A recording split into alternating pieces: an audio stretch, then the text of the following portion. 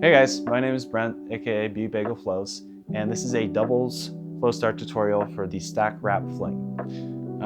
To start off this trick, prerequisites are a finger spin with both hands at the same time.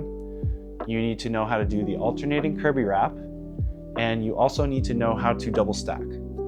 So this one's a bit of a doozy, but let's go ahead and get started. I'm gonna spin this star with my dominant hand going inwards. I'm gonna spin this star with my non-dominant hand going outwards. So we got finger spins going, both hands here.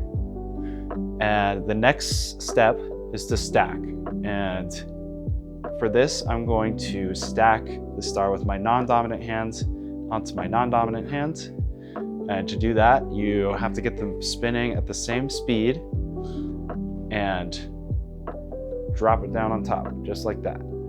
Once you have a finger spin going stacked with both stars, you take 3 fingers with your left hand, clamp the top, and start an alternating Kirby wrap with both stars. Once you have a Kirby wrap going, you fling it up vertically, and they'll go up, and do your best to catch both stars, and you can go into figure eights afterwards.